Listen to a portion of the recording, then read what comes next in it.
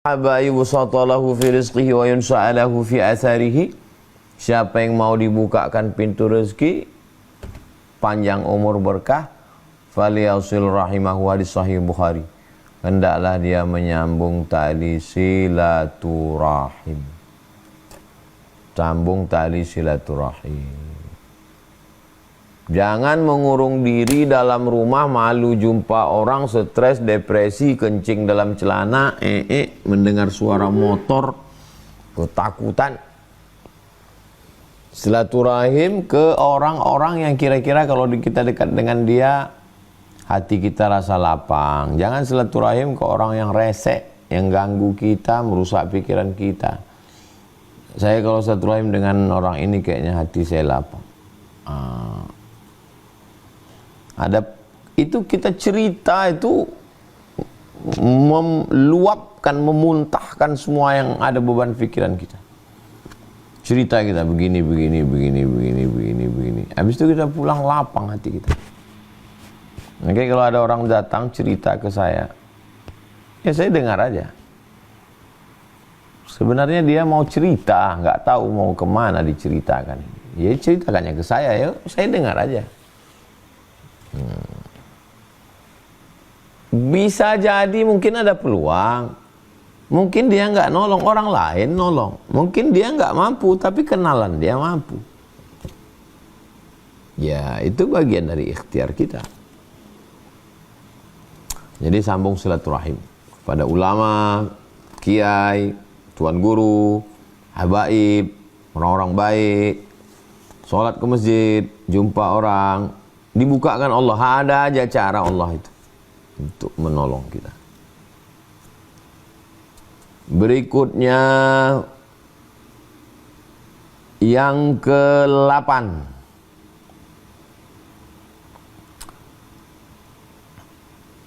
Yang ke-8, yang ke-8 hadis riwayat dalam HR Ahmad, dalam Musnad Ahmad bin Hanbal. Mohon minta kepada Allah supaya diselamatkan dari 8. Allahumma inni a'udzubika minal hammi wal hazan. Yang ke-7, selamatkan dari 8. Allahumma inni a'udzubika minal hammi wal hazan.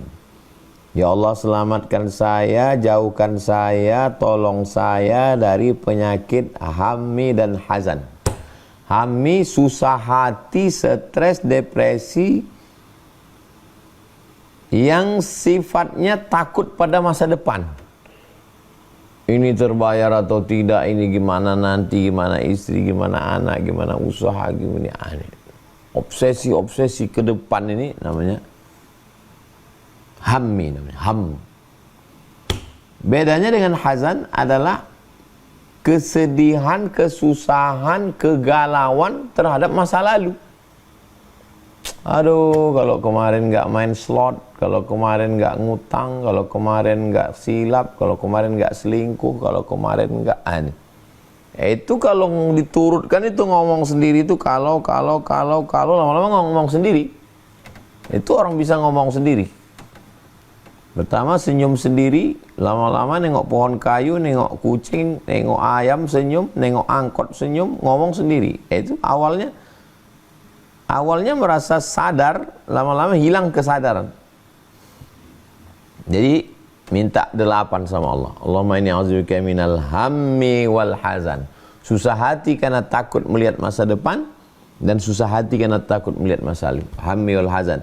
Wal ajzi, setelah hilang galaunya, minta supaya diselamatkan dari ajzi, lemah,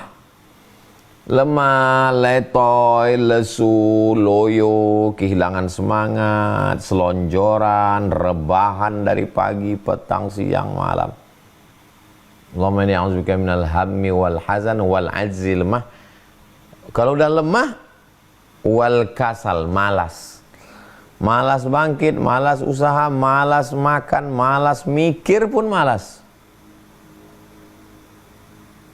Allahumma inni a'udzubika minal hammi wal hazan wal ajzi wal kasal wal jubni. Selamatkan saya dari penyakit pengecut. Pengecut nggak berani jumpa sama orang, takut melihat kenyataan, takut berhadapan dengan tetangga. Wal jubni wal bukhl. Bukhl takut, pelit, kikir, medit. Wa ghalabatid daini, dililit hutang. Wa qahrir rijal, dikuasai orang lain. Ini sudah sepaket.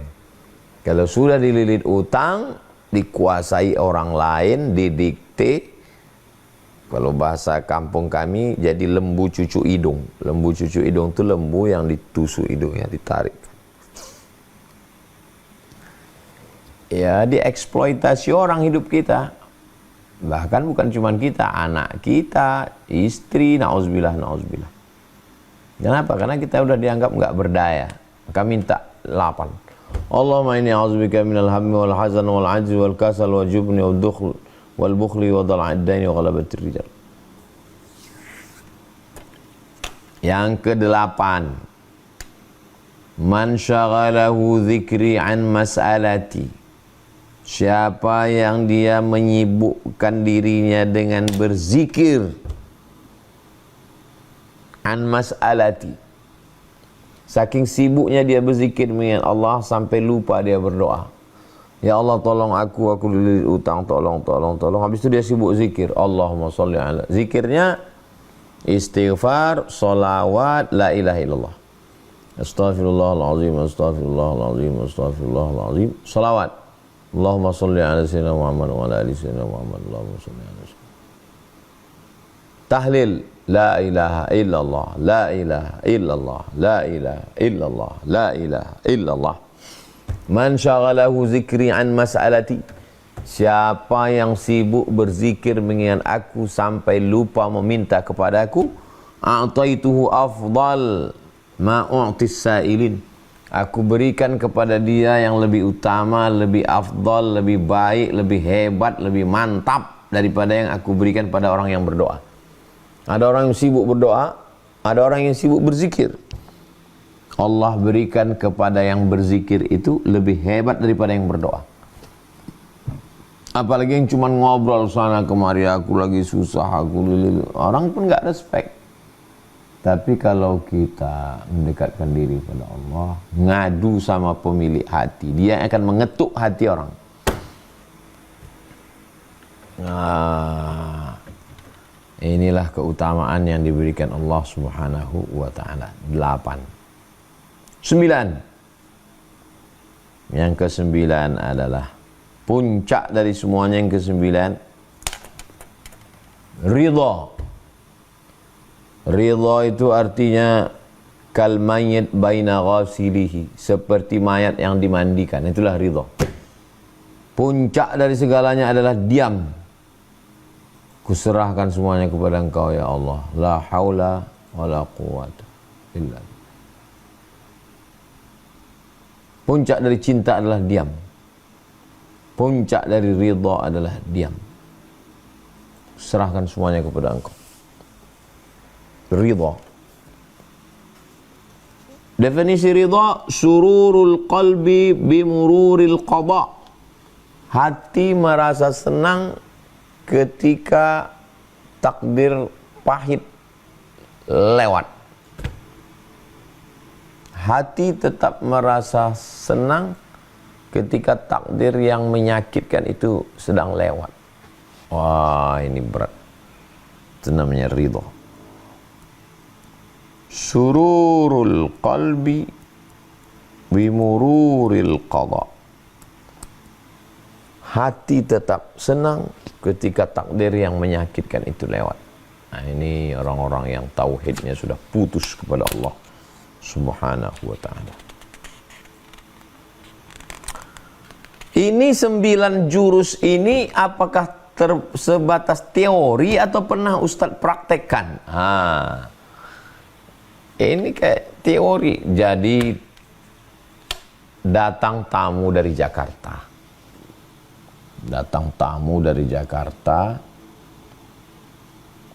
Saya ini dililit utang Pak Ustadz.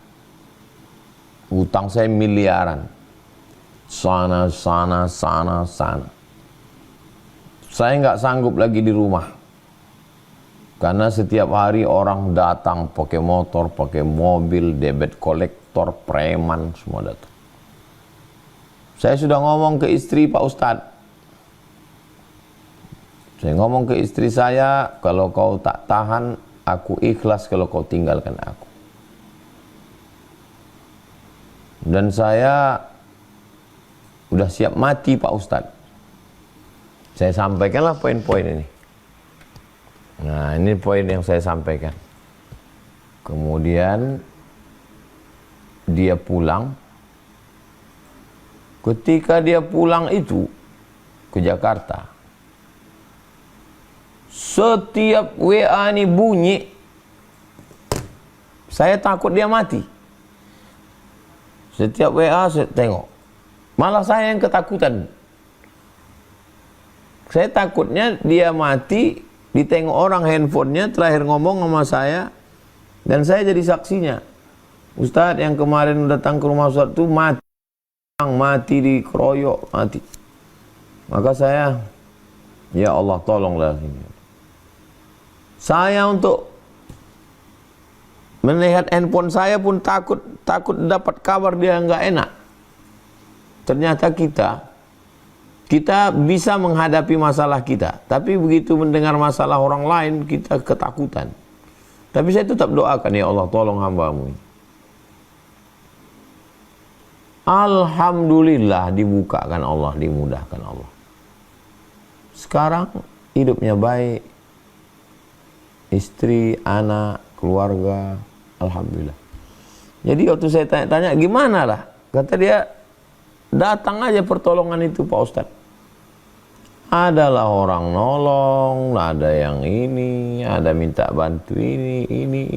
Akhirnya lunas semua. Malah duitnya banyak sekarang. Jadi memang kenapa saya dijumpakan Allah? Itu kenapa saya selalu kali dijumpakan Allah sama orang-orang susah. Dan hidup saya pun susah. Supaya ketika saya mendengar orang susah itu masuk ke hati saya, karena saya pernah mengalaminya. Dan beberapa orang yang datang itu super sulit. Supaya kau Abdul Somad yakin untuk menyampaikan bahwa yang kau ceritakan ini bukan teori, tapi true story, real, kisah nyata terjadi di dunia ini. Nah, betul. Makanya saya waktu menyampaikan ini yakin saya. Nah, itulah 9 poin. Kita amalkan. Mudah-mudahan dilepaskan Allah Subhanahu wa taala dari hutang piutang. Demikian Bang Noval, kita kembalikan ke host kita malam ini. Terima kasih. Wassalamualaikum warahmatullahi wabarakatuh. Waalaikumsalam warahmatullahi wabarakatuh. Masya Allah, ini langsung ke teknis dan tips and trick ya. Jadi cukup jelas sekali. Tapi rasanya kurang afdol kalau kita tidak berdiskusi dan tanya jawab. Saya persilakan kepada Bunda Alfiadi Hidayani. Ya, silakan untuk bisa langsung menanyakan pertanyaan ke tuanku. Saya apakah hadir orangnya Alfiadi Hidayani? Ya, silakan. Assalamualaikum warahmatullahi wabarakatuh. Waalaikumsalam warahmatullahi. Terima kasih atas waktunya. Mohon izin Pak Ustadz, izin bertanya. Ya. Apakah ini benar bahwa barang siapa yang mempunyai salah terhadap Allah maka dia akan diampuni langsung. Barang siapa yang orang ini melukai manusia maka dia tidak akan dimaafkan oleh Allah sebelum manusia tersebut memaafkan orang tersebut. Ya'ti atadruna mal muflis. Tahukah kamu siapa itu orang yang bangkrut? Kata Nabi bertanya ke sahabat. Sahabat menjawab, man la dirhama lahu wala mata'. Orang yang tidak punya uang, tidak punya harta. Kata Nabi bukan itu. Man ya'ti yaumal qiyamati, orang yang datang kepada hari kiamat, bisolatin, solatnya banyak, wa siyamin, puasanya banyak, wa zakatin, zakatnya banyak, wa hajjin, hajinya banyak. Tapi dia menganiaya orang. Qad syatama haza, mencaci maki si fulan. Wa qazafa haza, menuduh si fulan. Wa akala mala haza, memakan harta si fulan. Wa qazafa haza, menuduh si fulan. Wa daraba haza, memukul si fulan. Wa safaka dama haza, menumpahkan darah si fulan. Ukhidat hasanatuhu, diambil solatnya, diberikan kepada orang yang dia aniaya. Faniyat hasanatuhu walam yuqda alaih, amal-amal dia sudah habis semua, tapi belum bisa selesai perkara dia, belum seimbang. Ukhidat khatayahum, diambil dosa mereka, summa turihat ilaihi, dicampakkan ke dia, summa turiha fidnar, dia masuk dalam api neraka karena menzolimi orang. Ittaqu zulma, takutlah kamu pada perbuatan zalim, fa inna zulma zulumatun yaumal qiyamah, karena perbuatan zalim itu akan menjadi kegelapan nanti pada hari kiamat.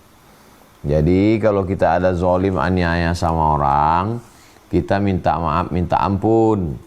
Kalau orangnya sudah meninggal dunia, kita ziarah. Kalau nggak bisa, kita doakan dari jauh. Adapun kepada Allah, kita bisa taubat nasuha, mandi taubat, salat sunat taubat, berzikir, baca Quran, puasa, umroh. Itu semua adalah cara mengampunkan dosa-dosa. Demikian, wallahu a'lam bishawab.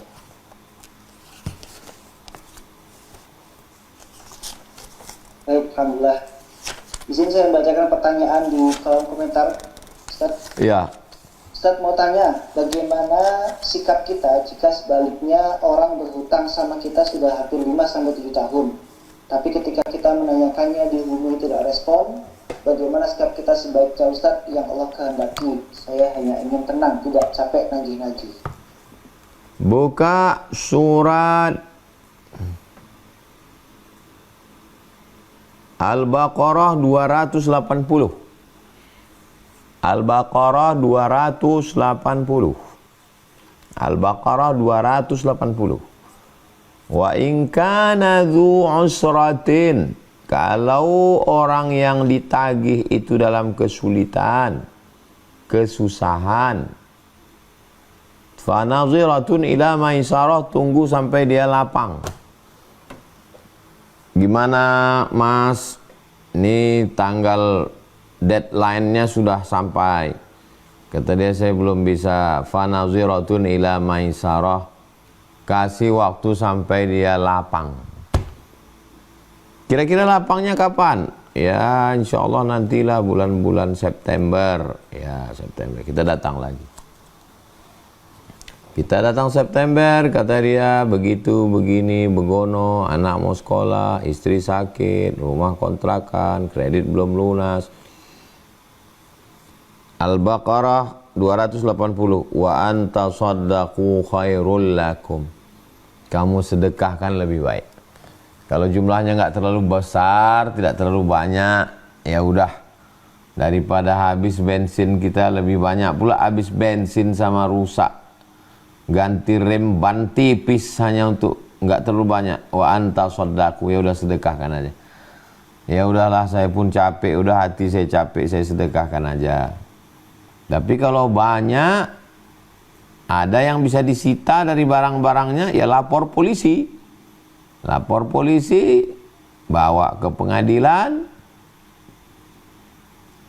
jaksa akan mengirim jurusita. Pengadilan mengirim jurusita. Jadi kalau 100 juta, ya disitalah barang dia yang seharga 100 juta untuk bayar utang itu. Jadi caranya dua.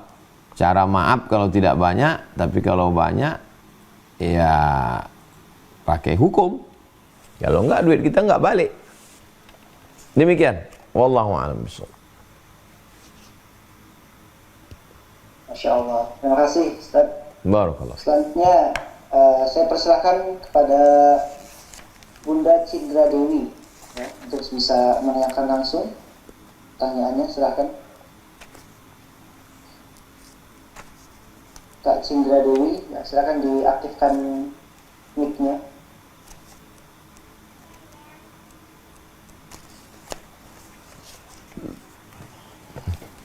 Masih belum aktif ya mic-nya Kak? Oh iya, silakan. Udah. Ya.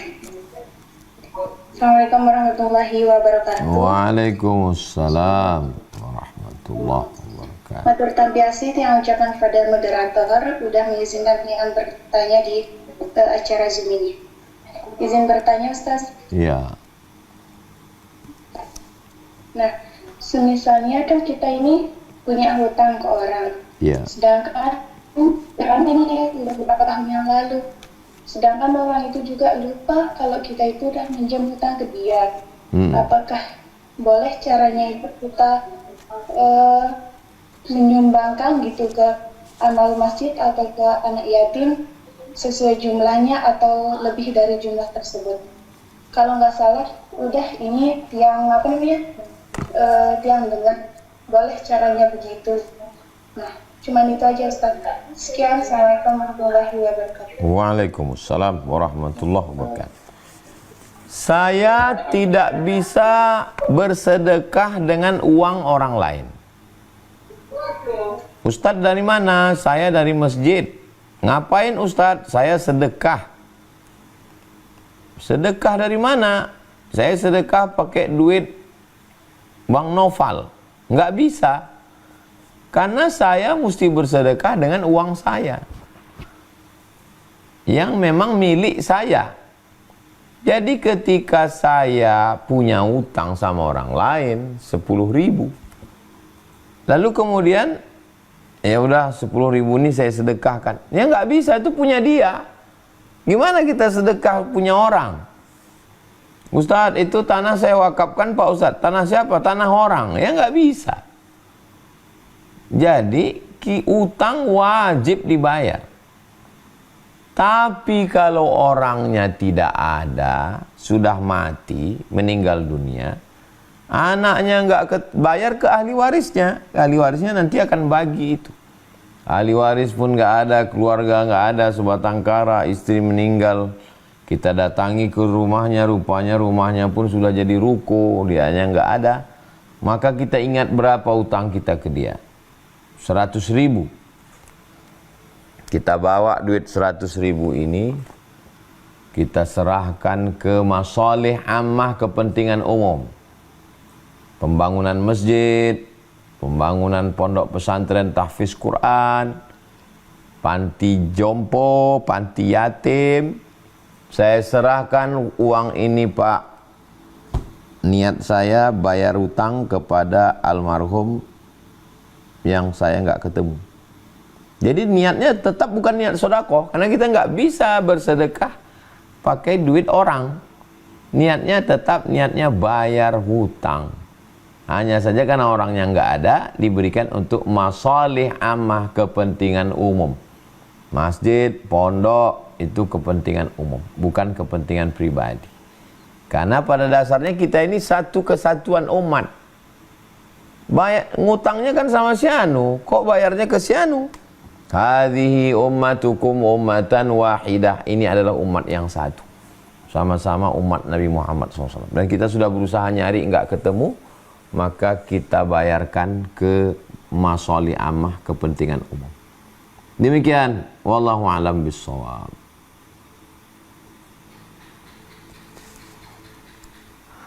Baik, terima kasih jawabannya Ustaz. Izin saya bacakan pertanyaan di kolom komentar dari Tamtomo Abdinegoro. Izin bertanya Ustaz, ibu saya memberikan pinjaman saat saya sulit dan saya mencicil kembalinya. Namun sebelum lunas ibu saya meninggal dunia. Gantinya saya bantu menanggung hidup bapak dan adik saya semampu saya. Namun sekian tahun berjalan bapak saya masih anggap saya sebagai berhutang. Sementara saat almarhumah hidup beliau sendiri malah mengikhlaskan. Apakah saya masih berkewajiban melunasi sementara dana yang sudah saya keluarkan, bahkan sudah lebih dari hutang itu sendiri, Ustaz? Islam ini muamalahnya, kelebihannya ada pada akad. saya pakai uang Ustadz Noval. Uangnya 100.000. Dari mana uang itu bisa berpindah tangan dari Ustadz Noval ke saya? Berpindah itu dengan cara apa? Akad. Akad pertama sodakoh. Ustadz, ini sodakoh untuk Ustadz. Akad kedua zakat. Ustadz, ini zakat untuk Ustadz. Akad ketiga minjam. Ustadz, ini minjam untuk Ustadz, nanti Ustadz bayar tanggal sekian. Akad ketiga, empat gadai. Ustadz, ini 100.000, tapi saya takut nanti Ustadz lari. Saya pegang barang yang harganya 100.000. Nah, pinjam ATM Ustadz. Yang kebetulan ada isinya di dalam, cuman Ustadz segan untuk ngambil karena itu uang terakhir. Jadi yang membedakannya itu uangnya sama, nominalnya sama, bedanya pada akad. Maaf. Nikah itu bedanya dengan yang lain-lain itu pada akadnya itu. Aku nikahkan engkau dengan anakku dengan mahar sebentuk cincin emas tunai. Sah. Akad. Maka jangan salah pada akad. Walaupun dengan istri, walaupun dengan anak, walaupun dengan ayah, walaupun dengan kawan, harus jelas akad. Ini aku kasih uang ke kamu ya, Mama punya anak lain, ada kakak, ada adik. Ini statusnya apa ini? Kalau minjam, surat Al-Baqarah 282. Surat Al-Baqarah 282. Surat Al-Baqarah 282.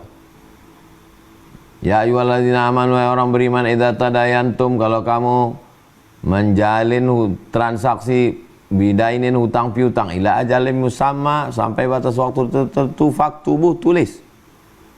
Ini aku kasih kamu pinjaman 10 juta. Akadnya apa, Bu? Akadnya sodakoh. Saya terima. Selesai. Utang katanya. Oh, mesti tulis. Wastashidu syahidaini min rijalikum, 2 orang saksi laki-laki. Fa illam yakuna rajulaini, kalau enggak ada 2 orang laki-laki, farajulun, 1 orang laki-laki, wa mar'atani, 2 orang perempuan. Utang. Ketika mau dibayar, akad lagi. Saya bayar hutang saya 10 juta tunai. Saya terima, sah.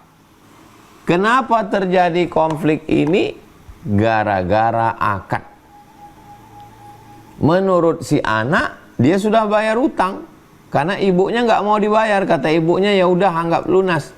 Menurut si bapak, kamu belum bayar utang. Iya, tapi saya kan selama ini ngasih makan papa. Iya, itu sodakoh kamu. Bakti kamu sebagai anak, utang kamu kan belum bayar. Islam datang untuk menjaga 5. Hifzuddin, jaga agama. Hifzul mal, jaga harta. Hifzul arad, jaga kehormatan. Hifzul akal, jaga akal. Hifzul mal, jaga harta. Termasuklah menjaga hubungan baik ini. Menjaga dunia alam semesta. Ini contohnya rusak. Gara-gara apa? Gara-gara akad tidak jelas. Si ibu mengatakan udah lunas. Tapi si bapak mengatakan belum, kamu belum bayar utang. Terus yang saya berikan selama ini itu bukan utang, itu baktimu pada saya. Jadi tolong jangan hanya karena keluarga lalu lupa. Tulis dengan baik. Islam mengajarkan tertib administrasi. Waktu Al-Quran turun, sahabat Nabi yang bisa nulis cuma 40 orang. Sahabat Nabi begitu ramai, yang bisa nulis 40 orang. Dan ayat yang turun adalah nyuruh nulis hutang. Apa maknanya itu? Maknanya amat sangat penting. Putus silaturahim gara-gara apa? Hutang. Gak mau ngaji ke masjid gara-gara apa? Hutang. Nggak mau sowan silaturahim, datang Idul Fitri, Idul Adha gara-gara apa? Utang, putus semua gara-gara utang. Persahabatan hilang gara-gara utang. Jadi tolong akadnya diluruskan lagi. Demikian Bang Noval.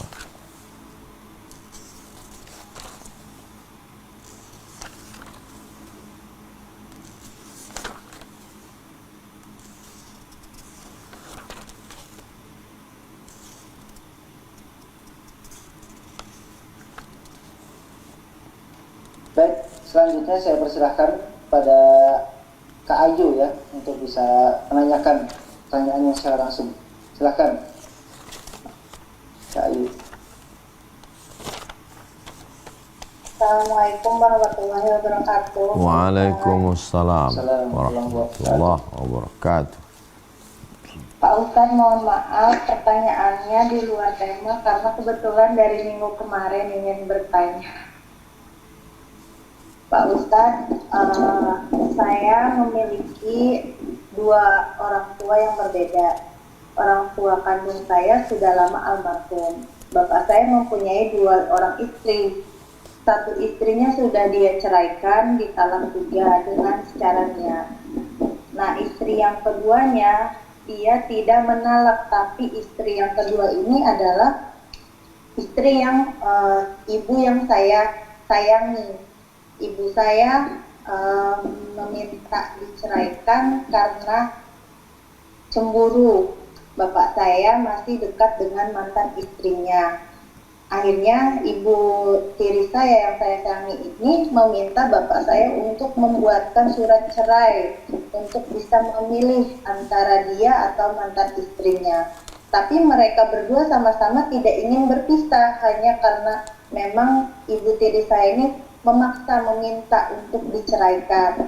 Bapak saya tidak berniat menceraikan, hanya menuruti saja kemauan dia. Akhirnya menuliskan surat cerai itu, tapi tidak dengan niat, Pak Ustadz. Karena maksud bapak saya, istri saya ini cuma sedang lagi marah saja. Gitu. Akhirnya tetap bapak saya pulang walaupun membuatkan surat itu ke rumah.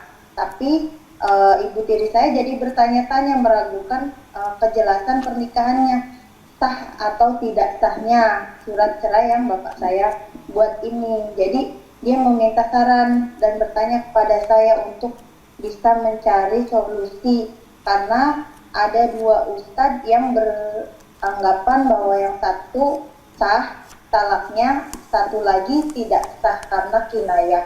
Jadi mereka bingung harus memilih yang mana yang sebetulnya bisa dipegang gitu. Menurut Ustadz baiknya seperti apa? Mohon bantuannya Pak Ustadz. Tulis kronologis ini dengan poin 1, poin 2, poin 3, poin 4, detail. Setelah itu bawa ke pengadilan agama kabupaten kota. Nanti hakim akan menjatuhkan putusan.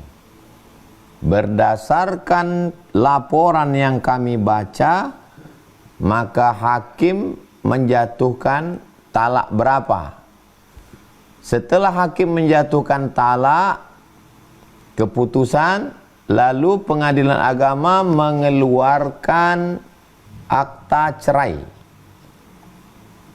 Itulah yang menjadi pegangan laki-laki dan perempuan. Kalau bertanya ke ustadz, makin banyak ustadz yang ditanya, makin pusing. Itu udah ada 2 ustadz, nanti ke saya 3, ke Ustadz Noval 4, ke Ustadz Firdaus 5, ke Ustadz Lukman 6, Ustadz EN 7. 4 kalian bertikai, 4 itu nanti melaga ustadznya. Ibu tiri ini punya ustadz, ibu ini punya ustadz, bapak ini punya ustadz, anak punya ustadz, dilaganya semua ustadz ini. Tulis kronologisnya, bawa ke pengadilan agama kabupaten kota, hakim akan menjatuhkan keputusan. Itu namanya al-qadhi yarfa'ul khilaf. Al-qadhi hakim yarfa'ul khilaf, mengangkat khilaf. Siapapun yang bertanya ke saya, Tentang suami yang menjatuhkan talak, kata istrinya tidak jatuh. Kata istri jatuh, kata suami tak jatuh. Kata suami jatuh 2, kata istri jatuh 1. Kata suami jatuh 3, kata istri jatuh 2. Saya suruh ke pengadilan. Itu solusi. Secepatnya. Kalau di kan apa ibu tiri saya yang kedua ini kan nikahnya tiri Pak Ustadz, tidak punya buku nikah. Diisbat nikah dulu. Isbat nikah di kantor KUA. Setelah diisbat nikah keluar suratnya, baru dilaporkan kronologis tadi ke pengadilan. Kalau tidak nanti kalian tak selesai-selesai, mati dalam keadaan masalah. Iya betul. Besok pagi pergi ke pengadilan agama. Kalau tak ada surat nikah, diisbat dulu ke kantor KUA. Baik Pak Ustadz, Ya. terima kasih. Barakallahu fikum. Baik. Waalaikumsalam. Assalamualaikum warahmatullahi wabarakatuh. Baik, alhamdulillah izin membacakan pertanyaan di kolom komentar dari Kak Anita Pekanbaru. Assalamualaikum Ustadz, suami punya hutang yang cukup banyak, sekitar 35 juta. Ketika saya itu kami masih suami istri. Sekarang sudah bercerai, namun hutang belum juga dibayar. Pertanyaannya, tanggung jawab siapakah hutang tersebut? Saya atau mantan suami? Ada hutang personal sendiri, ada hutang keluarga, ada hutang kolektif perusahaan. Kalau hutang perusahaan, maka yang bertanggung jawab adalah direktur, pemegang saham, semua. Kalau dia hutang rumah tangga, yang bertanggung jawab adalah suami dan istri. Makanya ada pembagian harta gono gini dan ada pembagian hutang piutang. Berapa persen? Makanya yang membubuhkan tanda tangan lagi-lagi akadnya. Akad itu ada hitam di atas putih, ada saksi. Mana suratnya kemarin? Tak ada surat, gimana orang mau nuntut ke pengadilan? Kata ini bukan duit aku, udah aku tak ada makai, itu dia yang makai. Kata si suami. Suami nggak mau mengakui. Makanya Islam ini agama yang turun di gurun pasir, nggak ada kertas, nggak ada penulis.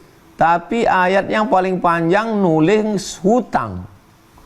Hadis nggak ditulis di zaman Nabi. Hanya beberapa saja yang nulis hadis. Abdullah bin Amr bin As menulis hadis. Kemudian Nabi menyuruh sahabat dari Yaman suruh tulis. Tapi khusus untuk ayat utang piutang ditulis secara detail.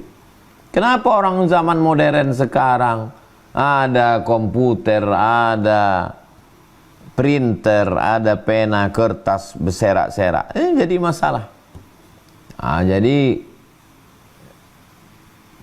solusinya tidak lain, tidak bukan adalah kalau masih beriman, masih takut mati, masih takut kuburannya dijepit tanah, bayar hutang. Kalau tidak takut mati, tidak takut sama Tuhan, bawa ke pengadilan. Demikian Bang Noval. Baik, insyaallah. Selanjutnya saya izin mempersilahkan kepada jamaah Zoom ya, kepada Ibu Pauline dari Riau. Nah, ini tanya langsung, silakan.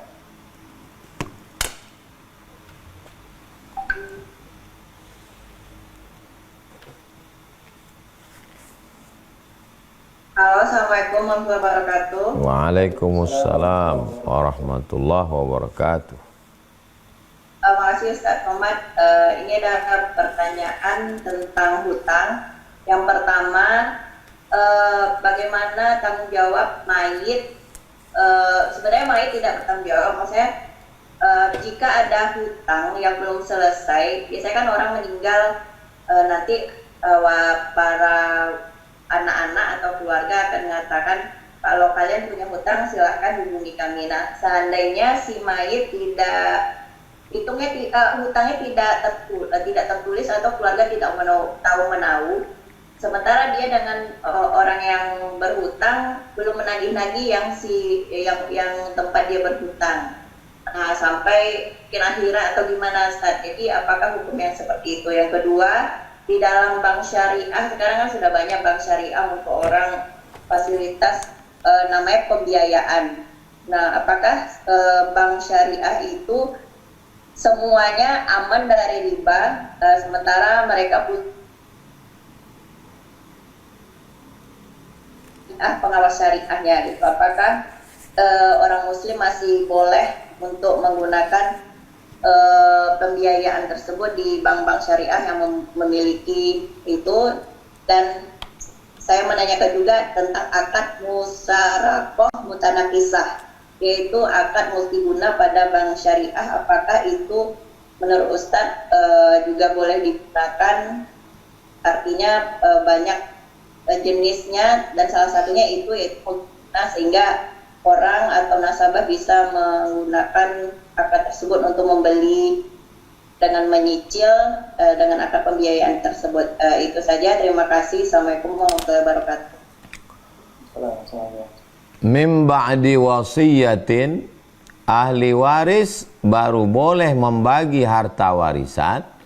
Min ba'di wasiyatin, setelah dikeluarkan wasiat, tidak boleh lebih dari 1/3 total harta. Wasiat untuk masjid, wasiat untuk orang, wasiat untuk pondok, keluarkan dulu. Tapi wasiatnya tak boleh lebih dari 1/3 hari total. Kalau total harta 1 miliar, wasiatnya hanya boleh 333 juta.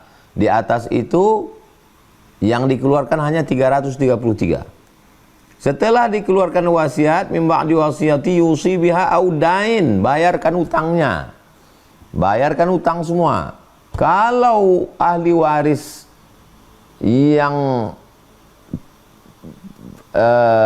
orang yang dipinjami uangnya itu tidak ada, sudah mati, maka dibayarkan kepada masalih ammah, kepentingan umum. Masjid, panti jompo, panti yatim, pondok pesantren, pendidikan agama, serahkan. Ini kami bayarkan hutang kepada almarhum Fulan bin Fulan, sudah kami cari, orangnya tidak ada, keluarganya tak ada, ini kami niatnya, akadnya bayar hutang. Begitu caranya. Dah selesai pertanyaan pertama. Yang kedua, apakah produk dana talangan dari bank syariah dan musyarakah itu halal? Bank Syariah Indonesia, BSI, Bank Riau Kepri Syariah, semua bank syariah baru boleh beroperasi kalau ada Dewan Pengawas Syariah, DPS. DPS itu baru bisa diangkat di bank setelah dia punya SIM yang dikeluarkan dari Jakarta, yang mengeluarkannya DSN, Dewan Syariah Nasional. Dewan Syariah Nasional mengeluarkan SIM, orang ini layak jadi DPS. Lalu bank mengangkat dia, dialah yang mengontrol itu semua. Maka semua produk yang dikeluarkan oleh Bank Muamalat, Bank Syariah Indonesia, HSBC Syariah, BCA Syariah, Bank Riau Kepri Syariah, Bank Syariah Indonesia, semua produk itu sudah lewat seleksi dari Dewan Syariah Nasional. Semua yang terkait dengan ekonomi syariah ini, yang mengeluarkannya bukan Kemenak, bukan MUI, tapi lembaga khusus namanya Dewan Syariah Nasional. Pengawasnya di bank namanya Dewan Pengawas Syariah. Jadi tidak ada produk haram yang bisa beredar di Indonesia. Kalau ada bank yang mengeluarkan produk haram, dia bisa dipidana, ditangkap, melanggar hukum. Demikian. Jadi dana talangan, musyarakah, murabahah, mudharabah, wakalah, apapun nama produknya itu semua halal secara syar'i dalam praktek muamalah di Indonesia. Wallahu a'lam bishawab. Ustaz, maaf yang pertama tadi Ustaz, tentang hutang. Jadi maksudnya si mayit punya hutang dengan orang, tapi tidak tertulis, sehingga keluarga tidak tahu si mayit punya hutang. Nah, dan yang orang tempat dia berhutang nggak nagih gitu. Jadi apakah hukum bagi mayit tadi, apakah itu tetap dosa besar, sementara si penagih tidak datang, keluarga tidak tahu menahu hutang itu karena tidak tertulis atau tidak diberitahukan, kayak gitu, Ustaz. Si pemberi pinjaman tidak tahu, tidak menagih. Yang berhutang ini juga sudah mati, tidak ada menulis. Dari mana orang bisa tahu dia punya hutang?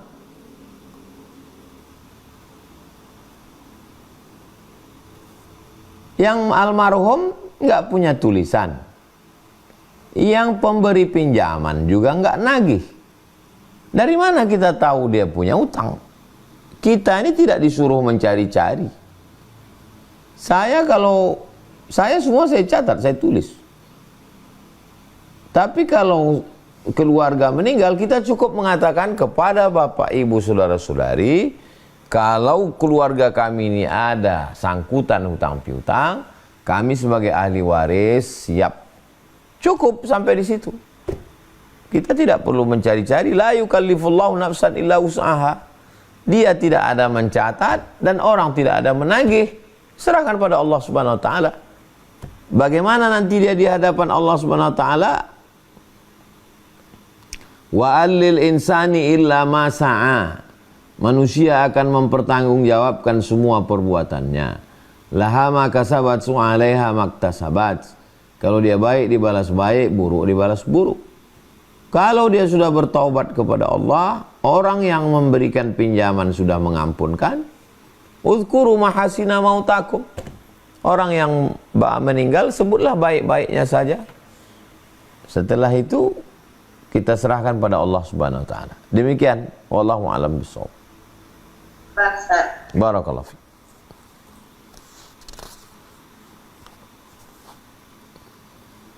Alhamdulillah, insyaallah.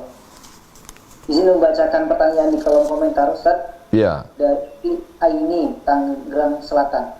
Ustaz di sini bertanya, almarhum orang tua saya meninggalkan catatan orang-orang yang meminjam uang dengan beliau.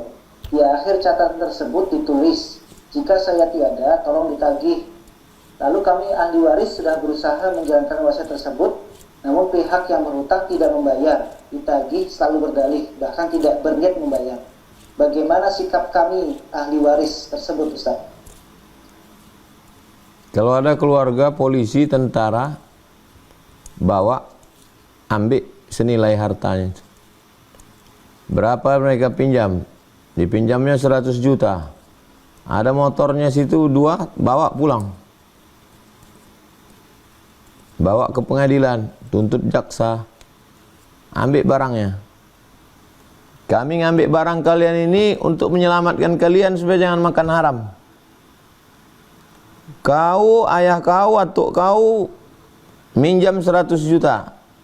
Ini buktinya. Almarhum ayah kami nyuruh ngambil.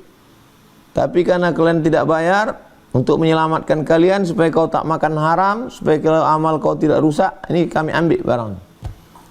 Setelah kami hitung-hitung, nih harga barang ini tidak terlalu tinggi, tidak terlalu murah, ini 50, ini 50, 100, deal, selesai. Kalau kita biarkan, berarti membiarkan dia makan haram. Cepat selesaikan terkait dengan hutang piutang, supaya jangan ada sangkutan-sangkutan. Kita mau hidup ini plong. Kalau tidak, tertahan dia di hati kita, sangkut. Kalau mau maaf, maafkan. Kalau mau ambil, ambil. Kalau hitam-hitam, kalau putih-putih. Hitam-hitam, ambil dengan cara paksa. Kalau mau putih, ikhlaskan lillahi ta'ala. Buang, bakar semua, udah, plong. Kalau mau ambil, ambil. Libatkan aparat. Tapi kalau tidak mau, abu-abu. Diambil enggak, diikhlaskan juga tidak. Setiap datang orang ngomong, curhat di medsos, sindir menyindir, darah tinggi naik, kolesterol naik, masuk ke pikiran, sholat nggak khusyuk, ibadah nggak khusyuk, rusak semuanya. Demikian, wallahu a'lam bishawab. Masya Allah. Baik, izin para ayah bunda dan kakak, satu pertanyaan terakhir. Saya persilahkan langsung kepada Bunda Rika Triwardiani Azhar, ya. Baik, silahkan saya persilakan untuk bisa menanyakan saya langsung.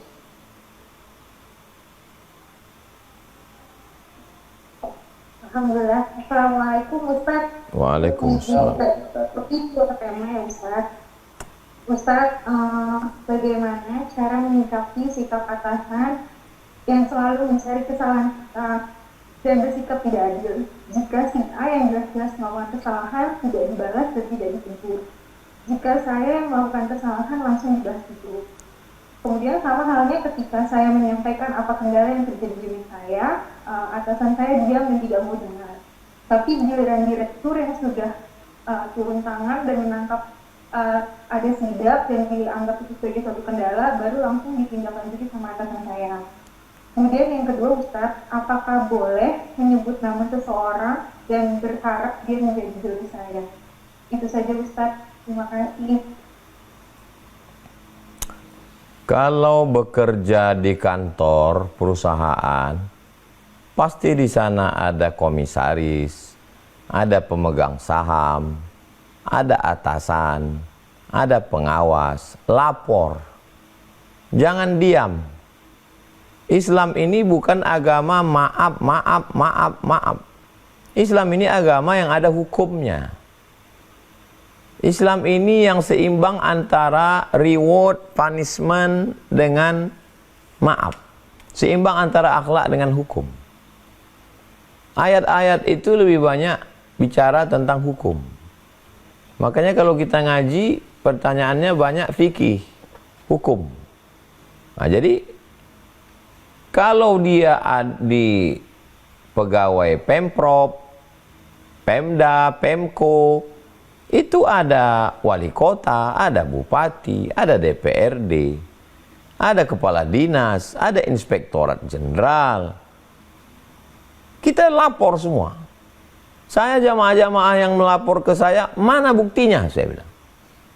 Saya setiap Rabu banyak orang mengadu-ngadu ke saya. Mana bukti? Saya antarkan ke Polda sekarang. Saya antarkan ke Kajati sekarang, saya bilang. Saya antarkan ke, ada atasan. Maka jangan diam. Saya ajarkan ke anak saya, ke ponakan saya, ke santri, jangan diam kalau dibuli. Dari anak-anak kecil, dari Sami, dari Hazik, jangan diam kalau dibuli. Melawan. Kalau saya berikan pengarahan kepada pengajian perempuan, kakak-kakak, ibu-ibu, kalian jangan diam. Saya mau umat ini jangan semena-mena kepada perempuan, kepada anak kecil. Nah, ini tentang lapor ke atasan. Atasan punya atasan lagi. No viral, no justice. Viralkan. Kenapa mesti takut? Pertanyaan yang kedua, tentang menyebut orang. Nabi menyebut orang. Allahumma a'izzal islama bi'umarain. Ya Allah, kuatkan Islam ini dengan dua Umar. Umar bin Khattab dan Umar bin Hisham. Kuatkan Islam ini dengan dua Umar. Umar bin Khattab dan Umar bin Hisham.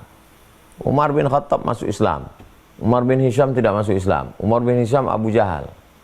Boleh menyebut nama orang. Untuk menolong agama Allah, menolong agama. Kalau aku menikah dengan orang ini, insya Allah dia soleh, dia bisa jadi imamku, tolong agamaku dengan orang ini ya Allah. Aku husnuzon. Itu dalil tentang menyebut nama. Demikian. Wallahu a'lam. Alhamdulillah. Kiat lunas hutang. Yang pertama, surat At-Talaq ayat yang keempat. A'udzubillahi minasyaitonirrajim. Wa man yattaqillaha yaj'al lahu min amrihi yusra. Ditanamkan itu di dalam hati. Wa may yattaqillaha yaj'al lahu min amrihi yusra. Wa may yattaqillaha yaj'al lahu min amrihi yusra. Siapa yang bertakwa kepada Allah, maka dimudahkan Allah urusannya. Tidak ada urusan yang lebih sulit daripada menghadapi hutang. Menghadapi orang banyak, orang nuntut, orang minta, malu pada tetangga, malu sama keluarga. Sempit dunia. Maka yang pertama kita minta sama Allah supaya dimudahkannya. Nah, Allah berjanji, "Wa may yattaqillaha yaj'al lahu min amrihi yusra." Siapa yang takut kepada Allah, maka dimudahkan Allah. Termasuklah urusan hutangnya ini dimudahkan Allah SWT. Mudah pikirannya bekerja, mudah hatinya lapang, mudah cari rezekinya, mudah bayar hutangnya. Bukan berarti mudah di sini lalu kemudian kita jadi lupa, goyang-goyang kaki, selonjoran, bukan itu maksudnya. Dimudahkan Allah supaya kita bisa membayar hutang, itu maksudnya. Dan Allah itu kalau sudah berjanji, innaka la tukhliful mi'ad. Allah tidak ingkar janji.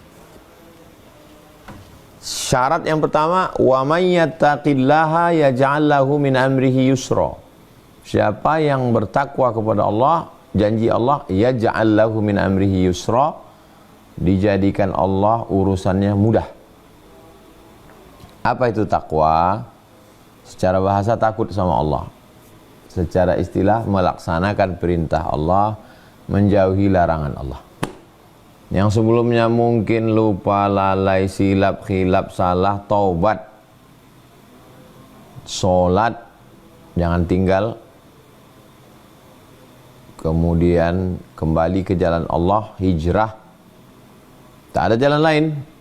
Mau pakai narkoba, mau merampok, mau, tidak ada jalan lain. Ujung-ujungnya nanti, karena ini terkait dengan hak orang, maka jalan lain, satu-satunya jalan adalah kembali ke jalan Allah. Wa may yattaqillaha yaj'al lahu min amrihi yusra. Poin yang kedua, surat At-Talaq ayat 2 dan 3. Wa may yattaqillaha yaj'al lahu makhraja. Kalau bertakwa kepada Allah, diberikan Allah makhraj, exit. Diberikan Allah jalan keluar. Dia kalau kita udah buntu, itu gelap dunia ini. Bisa pergi ke dapur bawa perang panjang, bisa silap, bisa khilaf, bisa orang, bisa membakar orang, bisa menghabisi orang. Tapi kalau janji Allah ni, wa may yattaqillah, siapa yang takwa kepada Allah, yaj'al lahu makhraja. Diberikan Allah makhraj, jalan keluar. Nampak jalan keluar itu. Ini solusinya kata Allah. Oh. Allah yang mengirimkannya. Wahyu sudah tak ada lagi, melalui ilham. Dibisikkan ke dalam hati, ini jalan keluar. Tak ada yang sulit bagi Allah. Innama amruhu idza arada syai'an ayyaqula lahu kun fayakun. Lapang dada, terbuka pintu hati pikiran, semangat, tidak down. Jadi memang yang diperbaiki itu bukan keluar, bukan eksternal, internalnya, di dalam ini dulu diperbaiki. Kalau kita sudah kuat, sudah yakin, baru kita bisa menghadapi orang. Gimana kita mau menghadapi orang kalau mental kita down? Sebelum menghadapi orang, ngisap ganja dulu, biar supaya mabuk-mabuk. Sakau dulu, mau sampai kapan? Lari, kejar polisi. Jadi di dalam diri itu dikuatkan dulu, sehingga kuat untuk menghadapi orang. Dikasih Allah jalan keluar, solusi. Lalu kemudian wa yarzuqhu min haitsu la yahtasib, diberi Allah rezeki dari jalan yang tidak disangka-sangka. Enggak tahu kita ada aja jalannya. di luar nalar, di luar pikiran kita. Ya, bagi Allah Ta'ala apalah susahnya itu? Mendatangkan orang, mendatangkan makhluk, mendatangkan harta, mendatangkan. Dia kumpulkan. Nih. Berikutnya yang ketiga. Pertama, takwa dimudahkan Allah. Yang kedua, takwa dijadikan Allah jalan solusi dan dikasih rezeki. Yang ketiga, wa may yatawakkal 'ala Allah fahuwa hasbuh. Kalau ini diserahkan sama Allah, fahuwa hasbuh, cukuplah Allah yang ngurus. Ya Allah, aku sudah nggak tahu lagi nih. Ini kayaknya mati nih. Kuserahkanlah semuanya kepada Engkau ya Allah. La haula wa la quwata illa billah. Wa may yatawakkal 'ala Allah fahuwa hasbuh. Siapa yang bertawakal kepada Allah, maka Allah lah yang akan mencukupkannya. Apa kata Syekh Muhammad Mutawalli Asy'arawi? Ketika semua dunia meninggalkanmu, kawan, teman, sahabat, saudara, andai tolan, jiran, tetangga, alma mater, sesuku, sebangsa, ketika tidak ada satupun yang menolong, berarti saat itu Allah ingin mengatakan, aku yang akan menolongmu dan aku tidak mau ditolong orang lain. Ketika saudara lari, kawan pergi, mungkin juga suami ditinggalkan istri, istri tinggalkan suami, sebatang kara, anak-anak cabut semua karena dalam keadaan susah. Yakinlah mungkin salah satu doamu sedang dikabulkan Allah. Doa yang mana? Hasbiyallahu wa ni'mal wakil. Cukuplah Allah sebagai penolong aku. Hasbiyallahu wa ni'mal wakil. Cukup hanya Allah saja yang akan menolong aku. Hasbunallahu wa ni'mal wakil. Ni'mal maula wa ni'mal nasir. Wala hawla wala quwata illa billahil aliyyil azim. Itu dia. Takwa dimudahkan. Takwa kasih solusi, kasih rezeki yang tidak disangka-sangka. Tawakal, cukup Allah. Berikutnya yang keempat. Yang keempat surat Nuh ayat 10 sampai 12. Ayat 10 sampai 12. Surat Nuh ayat 10 sampai 12. Faqultu astaghfiru rabbakum innahu kana ghaffara. Banyak-banyak istighfar, Allah akan mengampunkan. Yursilis sama alaikum midrara, diturunkan Allah air hujan berkah.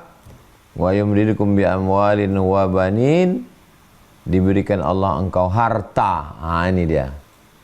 Jadi amalannya adalah istighfar. Astaghfirullahalazim, astaghfirullahalazim, astaghfirullah.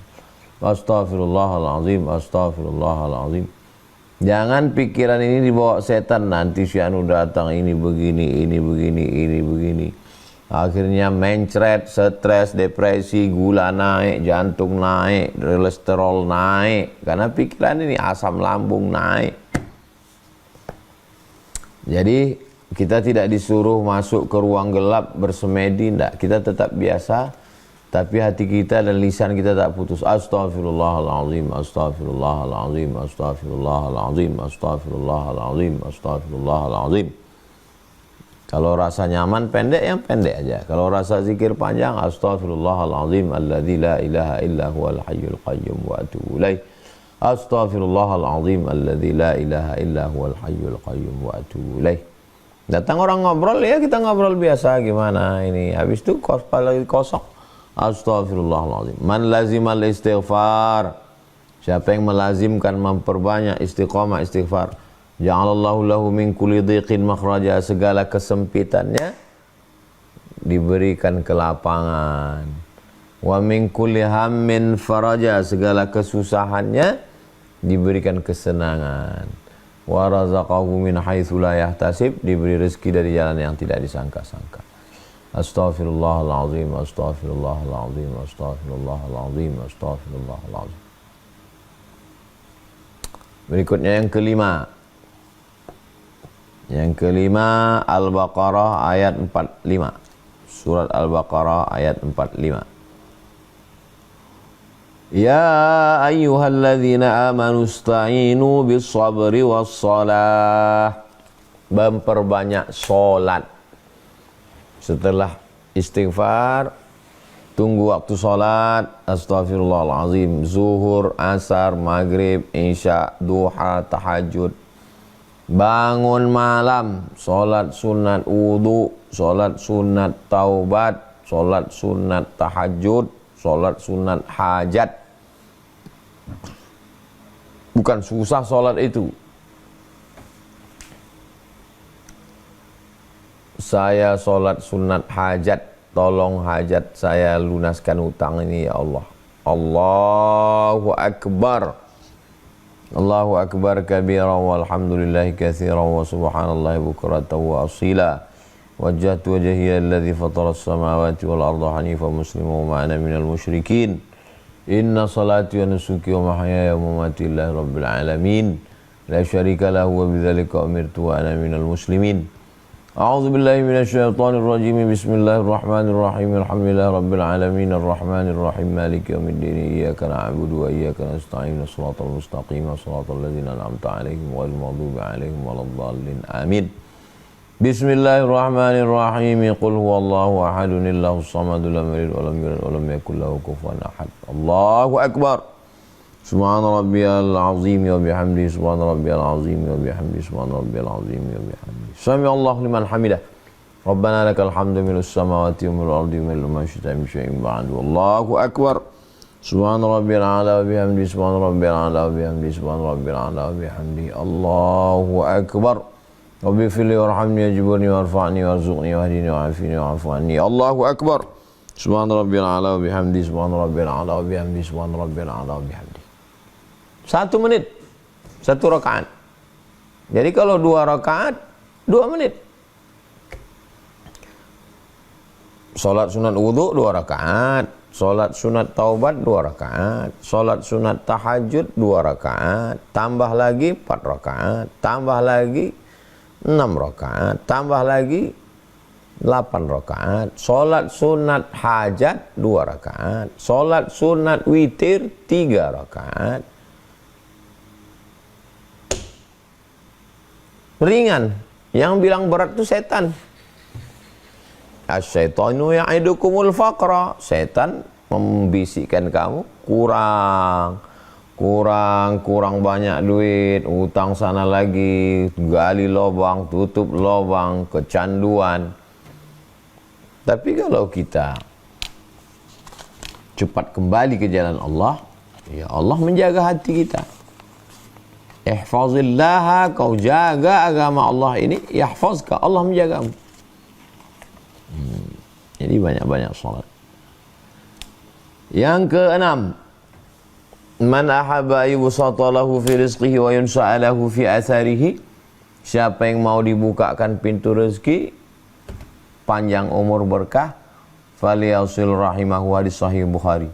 Hendaklah dia menyambung tali silaturahim. Sambung tali silaturahim.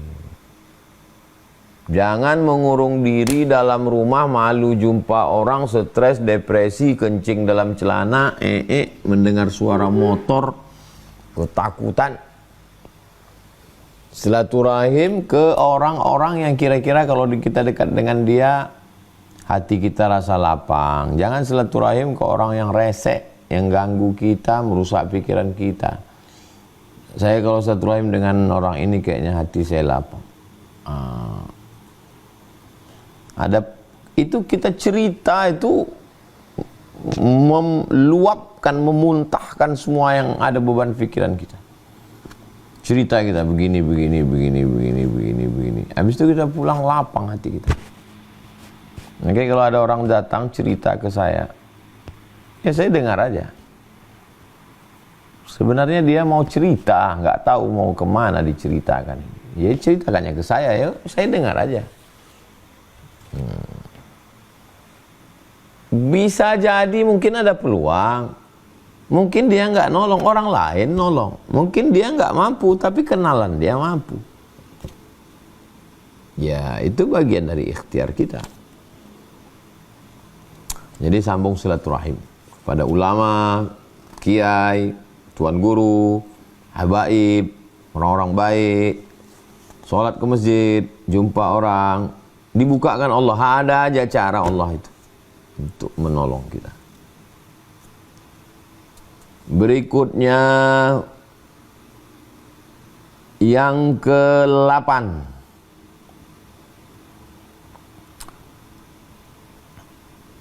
Yang ke-8, yang ke-8 hadis riwayat dalam HR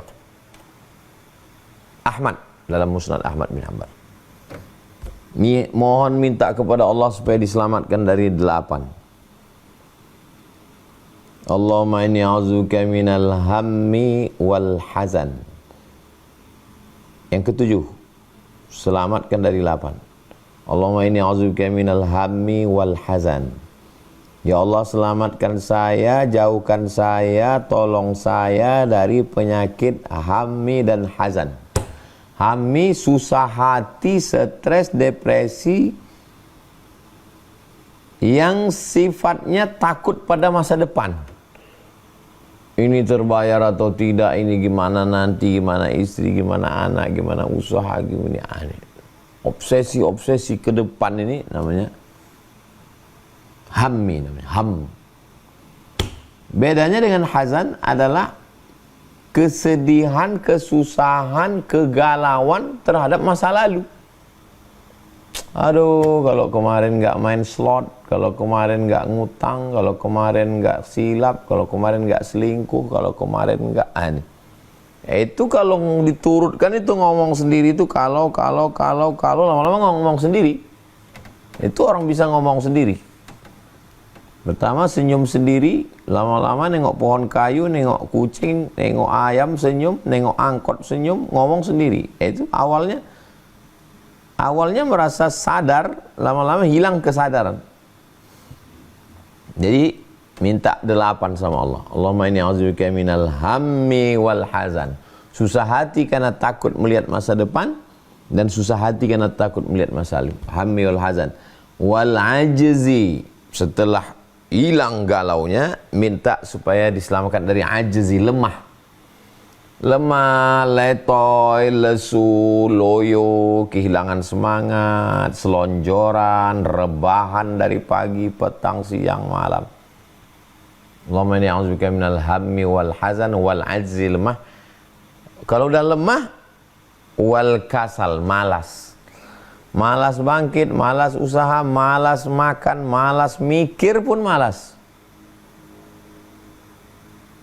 Allahumma inni a'udzubika minal hammi wal hazan wal ajzi wal kasal wal jubni. Selamatkan saya dari penyakit pengecut. Pengecut nggak berani jumpa sama orang, takut melihat kenyataan, takut berhadapan dengan tetangga. Wal jubni wal bukhl. Bukhl, takut, pelit, kikir, medit. Wa ghalabatid daini, dililit hutang. Wa qahrir rijal, dikuasai orang lain. Ini sudah sepaket. Kalau sudah dililit utang, dikuasai orang lain, didikte. Kalau bahasa kampung kami jadi lembu cucu hidung. Lembu cucu hidung itu lembu yang ditusuk hidungnya, ditarik. Ya, dieksploitasi orang hidup kita. Bahkan bukan cuma kita, anak kita, istri, na'udzubillah. Kenapa? Karena kita udah dianggap nggak berdaya. Maka minta 8. Allahumma inni a'udzubika minal hammi wal hazan wal ajzi wal kasal wal jubni wal dukhl wal bukhli wa dhala'id daini wa ghalabatir rijal. Yang ke-8, man syaghalahu dzikri an mas'alati. Siapa yang dia menyibukkan dirinya dengan berzikir an mas'alati. Saking sibuknya dia berzikir mengingat Allah sampai lupa dia berdoa. Ya Allah, tolong aku dililit utang, tolong. Habis itu dia sibuk zikir. Allahumma sholli ala. Zikirnya istighfar, sholawat, la ilaha illallah. Astaghfirullahaladzim, astaghfirullahaladzim, astaghfirullahaladzim. Salawat. Allahumma salli ala sayyidina Muhammad wa ala ali sayyidina Muhammad. Allahumma salli ala sayyidina. Tahlil. La ilaha illallah, la ilaha illallah, la ilaha illallah, la ilaha illallah. Man syaghalahu zikri an mas'alati. Siapa yang sibuk berzikir mengingat aku sampai lupa meminta kepadaku, a'taituhu afdal ma u'tis sa'ilin.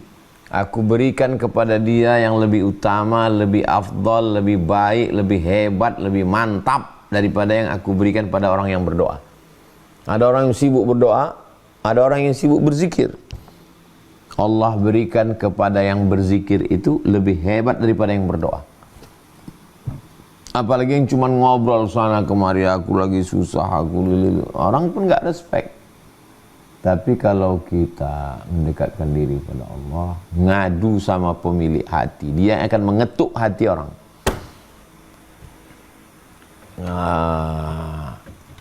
Inilah keutamaan yang diberikan Allah Subhanahu wa ta'ala. 8. 9. Yang ke-9 adalah puncak dari semuanya. Yang ke-9, ridha. Ridha itu artinya kal mayyit baina ghasilihi, seperti mayat yang dimandikan. Itulah ridha. Puncak dari segalanya adalah diam. Kuserahkan semuanya kepada Engkau ya Allah. La haula wa la quwata illa billah. Puncak dari cinta adalah diam. Puncak dari ridha adalah diam.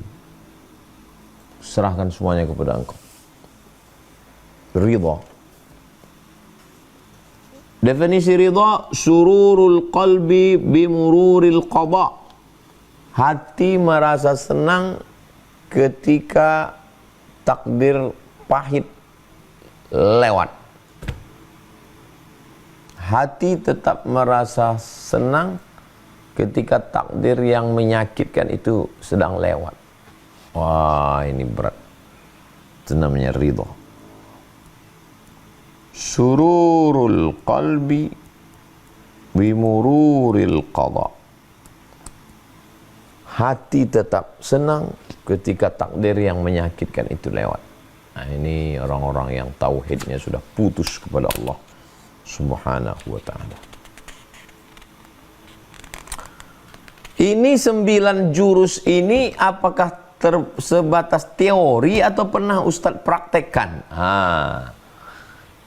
Ini kayak teori. Jadi datang tamu dari Jakarta.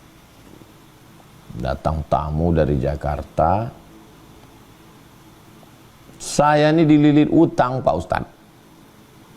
Utang saya miliaran. Sana.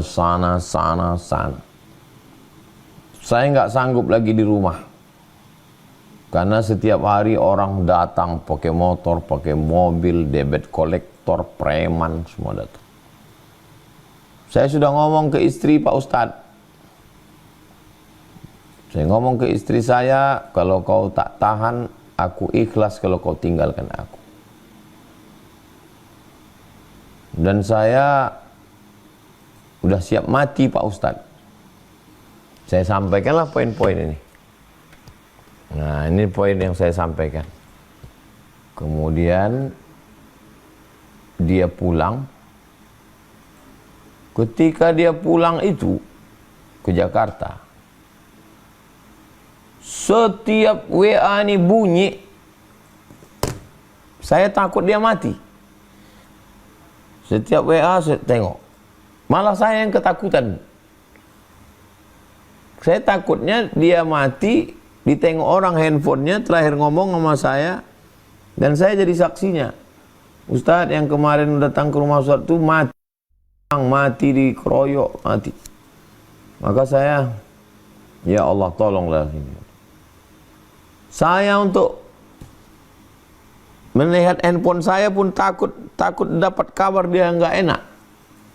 Ternyata kita bisa menghadapi masalah kita, tapi begitu mendengar masalah orang lain kita ketakutan. Tapi saya tetap doakan, ya Allah tolong hamba-Mu. Alhamdulillah dibukakan Allah, dimudahkan Allah. Sekarang hidupnya baik, istri, anak, keluarga, alhamdulillah. Jadi waktu saya tanya-tanya gimana lah, kata dia, datang aja pertolongan itu Pak Ustadz. Adalah orang nolong, ada yang ini, ada minta bantu ini. Akhirnya lunas semua. Malah duitnya banyak sekarang. Jadi memang kenapa saya dijumpakan Allah itu kenapa saya selalu kali dijumpakan Allah sama orang-orang susah. Dan hidup saya pun susah. Supaya ketika saya mendengar orang susah itu masuk ke hati saya, karena saya pernah mengalaminya. Dan beberapa orang yang datang itu super sulit. Supaya kau Abdul Somad yakin untuk menyampaikan bahwa yang kau ceritakan ini bukan teori, tapi true story, real, kisah nyata terjadi di dunia ini. Nah, betul, makanya saya waktu menyampaikan ini yakin saya. Nah, itulah 9 poin kita amalkan. Mudah-mudahan dilepaskan Allah Subhanahu wa taala dari hutang piutang.